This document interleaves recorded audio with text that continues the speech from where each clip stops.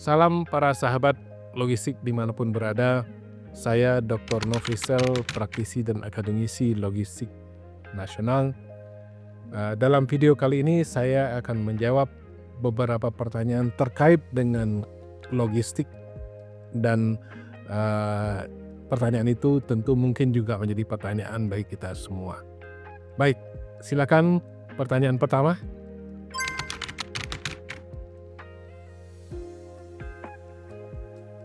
Ini realitas dalam keseharian sering kita temukan, kok dari perusahaan A tarifnya sekian, dari perusahaan B tarifnya sekian, kok tidak bisa sama dan sebagainya gitu ya.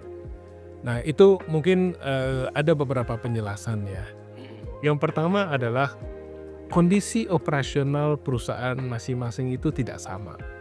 Artinya gini, contoh alat angkut misalnya. Kalau satu perusahaan pakai truk gede sama perusahaan pakai mobil van misalnya, tentu beda struktur cost-nya.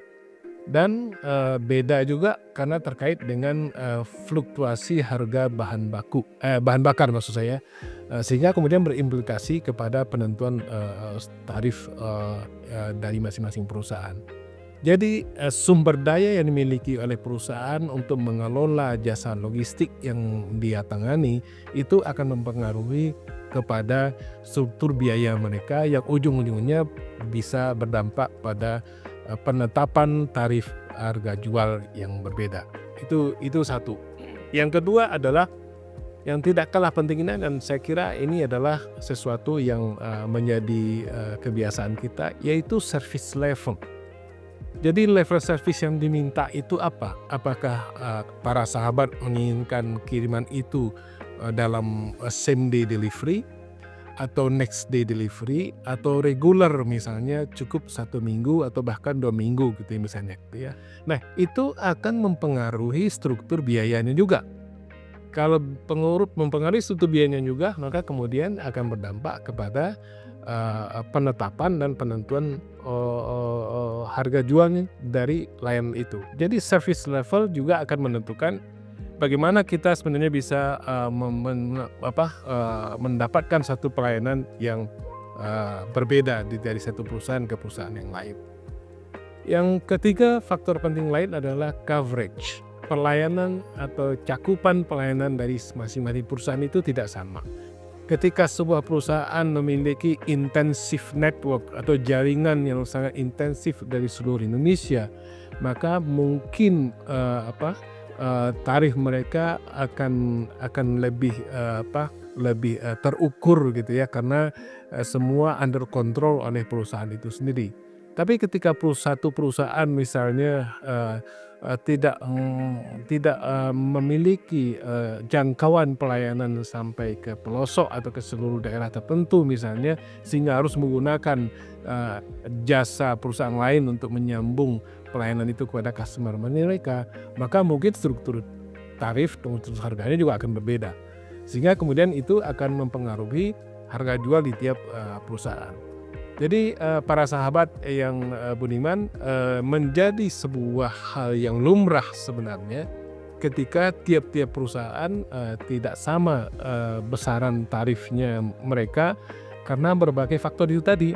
Jadi faktor operasionalnya mereka, faktor misalnya pendukung-pendukung lain seperti pemanfaatan teknologi, fluktuasi harga bahan bakar, kemudian juga jangkauan pelayanan dari mereka itu akan mempengaruhi, termasuk juga service level. Jadi permintaan dari customer sendiri juga akan mempengaruhi hal-hal demikian. Saya kira secara singkat mudah-mudahan memberi gambaran kepada para sahabat tentang kenapa sebuah atau harga atau tarif dari pelayanan jasa logistik tertentu itu tidak sama di setiap perusahaan.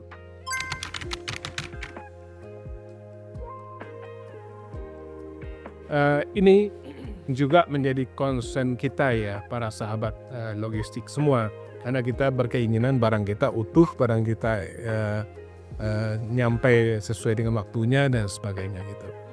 Tapi itu tadi, karena kita di dunia logistik itu sering berhadapan dengan situasi-situasi yang ketidakpastian dan sebagainya gitu ya, maka kita memang perlu mempersiapkan diri untuk mengantisipasi jika terjadi sesuatu yang tidak kita inginkan. Nah, biasanya perusahaan penyedia jasa logistik memiliki semacam garansi gitu ya, garansi atas terjadinya keterlambatan atau ketidaksampaian barang atau barang hilang bahkan ekstrimnya, dan ketentuan itu secara umum misalnya kalau di perusahaan-perusahaan ekspres, kurir dan parcel, mereka biasanya mencantumkan itu di dalam resi pengiriman. Jadi kalau barang itu hilang atau rusak, maka akan diganti misalnya 10 kali ongkos kirim misalnya gitu. Itu jaminan yang mereka sampaikan itu. Di perusahaan-perusahaan yang lain juga melakukan hal yang mirip dan sama gitu. Tapi poin yang penting saya ingin sampaikan adalah bahwa sebenarnya itu pun juga bisa berbeda antara setiap perusahaan karena mereka memiliki concern yang berbeda juga.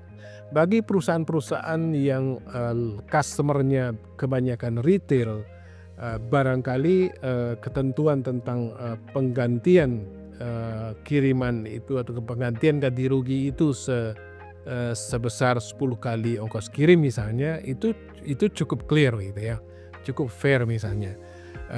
Karena memang pada dasarnya di dalam ketentuan logistik berbasis kurir itu atau postal services misalnya atau layanan jasa pos misalnya, memang kita tidak harus mengetahui apa isi kiriman gitu. Jadi sehingga yang dijadikan sebagai patokan pengaturan dan regulasi adalah berapa persen atau berapa banyak kita menjamin ganti rugi jika terjadi kehilangan atau kerusakan, dan itu biasanya diukur melalui berapa kali dari ongkos kirim.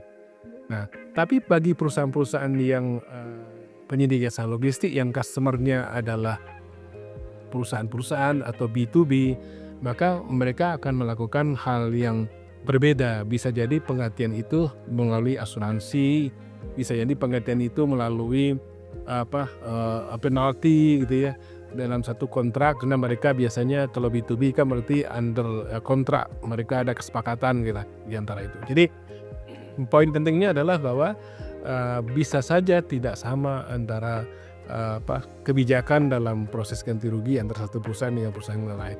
Tapi poin penting dari pertanyaan ini adalah ada garansi nggak? Ada jaminan ganti rugi nggak? Ada gitu ya. Ada jaminan bahwa barang kita misalnya bisa diganti karena faktor atau dilindungi karena faktor asuransi dan sebagainya, itu ada gitu lah, kira-kira gitu. Tapi kalau para sahabat ingin detail dalam pengertian rupiahnya atau berapanya, biasanya juga ada kebijakan-kebijakan tersendiri di tiap-tiap perusahaan.